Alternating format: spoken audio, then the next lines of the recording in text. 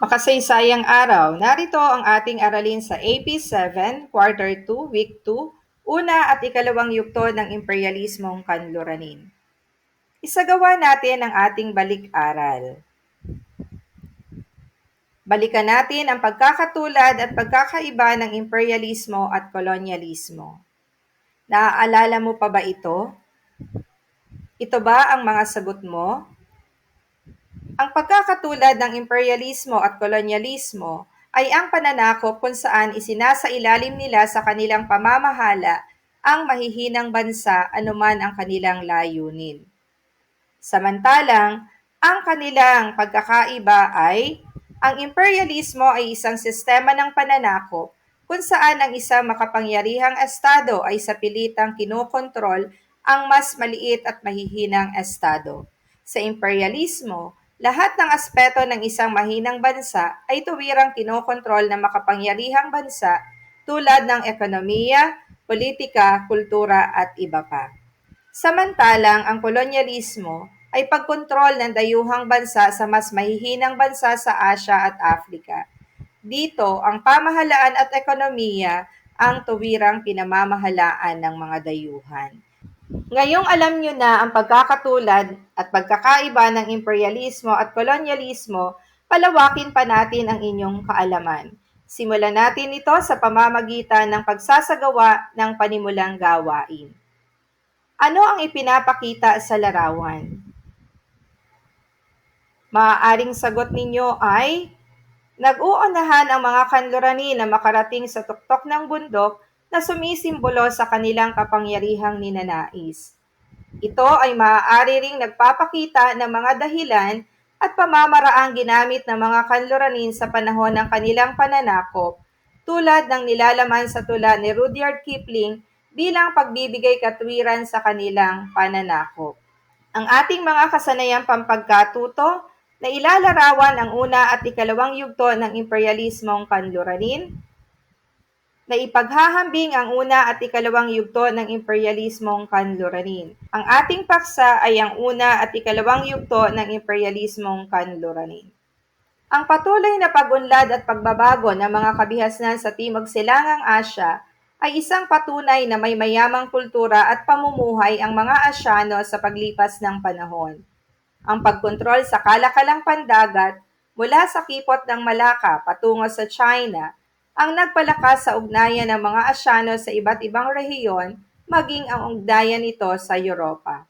Ito ay sa pamamagitan ng tatlong rutang pangkalakalan. Ito ay ang mga Hilagang Ruta, Gitnang Ruta at Timog Ruta. Hilagang Ruta.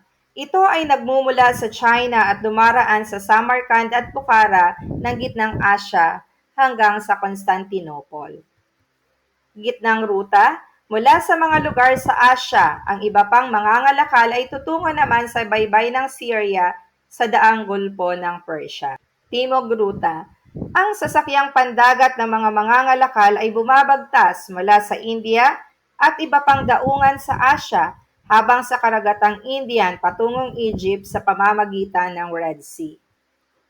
Sa mahabang panahon, ang tatlong rutang ito ang nag-uugnay sa Asya.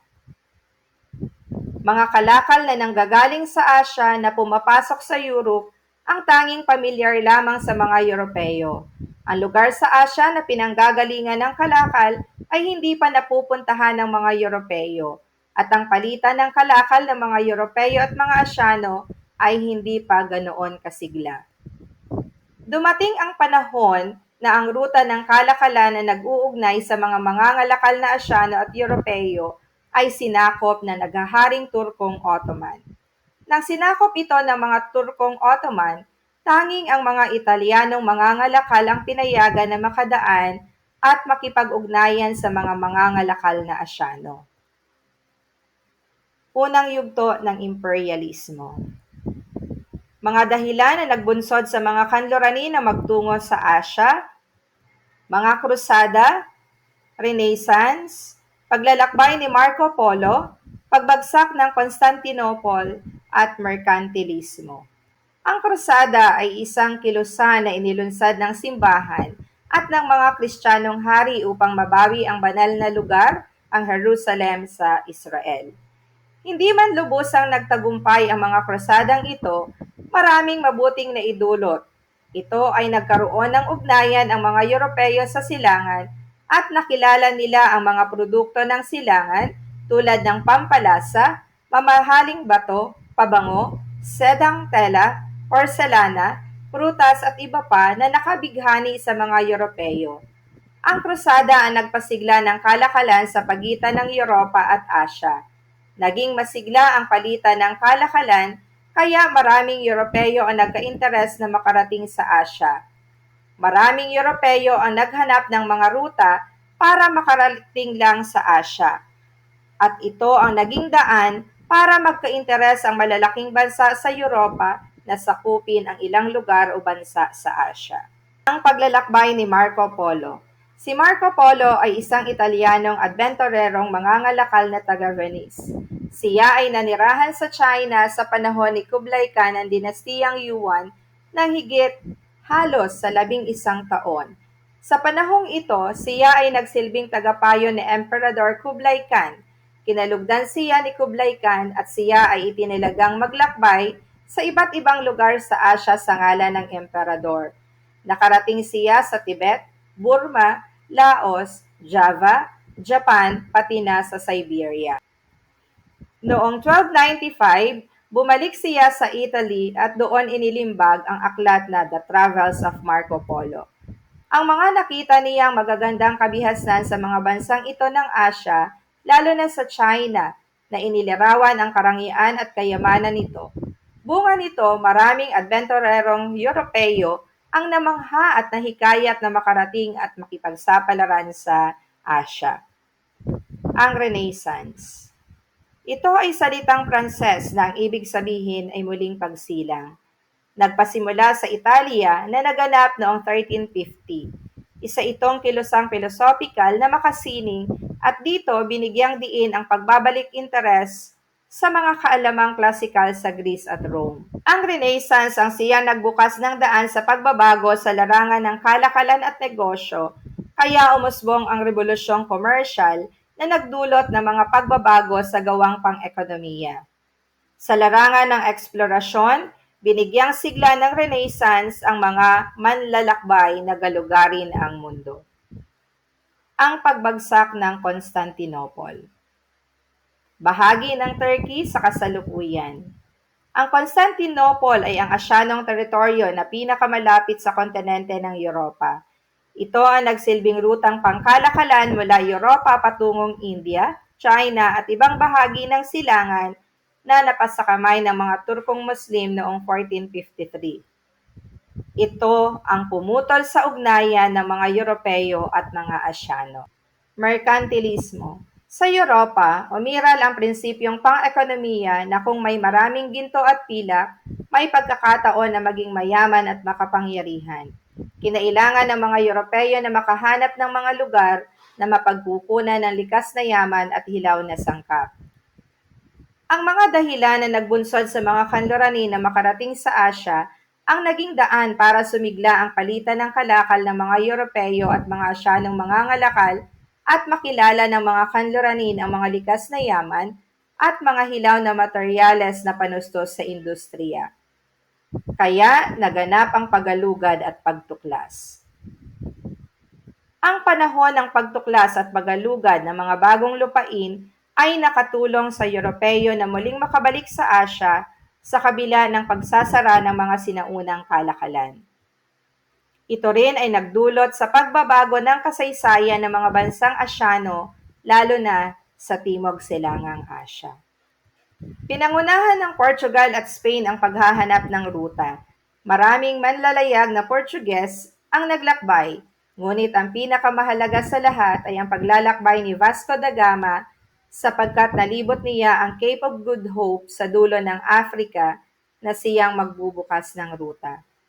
Kung noon ay Italy, lalo na ang Venice, ang nag-iisang nagkontrol sa rutang pangkalakalan patungong silangan, ang pagkatuklas ng alternatibong ruta na natuklasan ng mga Portuges ang nagbigay ng hamon sa iba pang bansang Europeo na magalugad sa ibang panig ng daigdig. Nariyan ang Spain, Netherlands, France, England, Russia, Germany at Amerika. Narito ang mga bansa at kanilang mga buhay sa panahon ng unang yugto ng imperialismong kanluranin. Pilipinas. Sumakop, Spanya. Mga lugar na sinakop, halos kabuuan ng Luzon at Visayas at ilang bahagi ng Mindanao. Dahilan ng pananakop, mayaman ang Pilipinas sa ginto, may mahusay na daungan tulad ng Maynila. Paraan ng pananakop.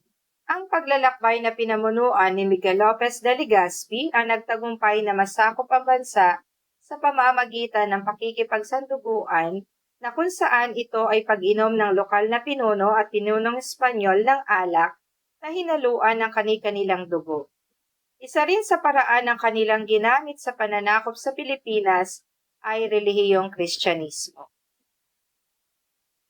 Mga patakarang ipinatupad ng mga Espanyol. Una, pangkabuhayan, tulad ng tribute. Ito ay patakarang pinagbabayad ng buwis ng mga Espanyol ang mga katutubo. Ikalawa, polo y servisyo. Sa ilalim ng patakarang ito ay sa pilitang pinagtatrabaho ang mga kalalakihang edad 16 hanggang 60. Monopolyo. Kinokontrol ng mga Espanyol ang kalakalan. Pampolitika. Una, sentralisadong pamamahala. Napasailalim sa pamumuno ng mga Espanyol ang halos kabuuan ng bansa. Ang simbahang Katoliko, naging makapangyarihan din ang mga Espanyol na pari at kura paroko noong panahon ng pananakop ng mga Espanyol. Kultural. Una, pagpapalaganap ng Kristyanismo. Niyakap ng mga katutubo ang Kristyanismo. Ipinapatay ang mga pinuno ng mga katutubong relihiyon. Dahil dito, maraming katutubo ang naging Kristiyano at mas madaling napasunod ng mga Espanyol ang mga katutubo. Wika at mga pagdiriwang. Natuto ang mga katutubo ng wikang Espanyol. Idinadaos din ang mga taunang pagdiriwang tulad ng Piyesta ng Bayan, Santa Cruzan, Araw ng mga Patay at Pasko. Kadalasan, ang mga pagdiriwang ay may kaugnayan sa Kristyanismo. Indonesia. Ang bansang sumakop ay Portugal, Netherlands at England. Mga lugar na sinakop, Ternate sa Molucas, nasakop ng Portugal. Amboyna at Tidore sa Molucas, inagaw ng Netherlands mula sa Portugal. Panandali ang nakuha ng England subalit ibinalik din sa Netherlands. Batavia sa Jakarta, nasakop din ng Netherlands. Dahilan ng pananakop, mayaman sa mga pampalasa, mga sentro ng kalakalan at maayos na daungan. Paraan ng pananakop, dahil sa paghahangad sa mga pampalasa, narating ng Portugal ang Ternate sa Molucas noong 1511.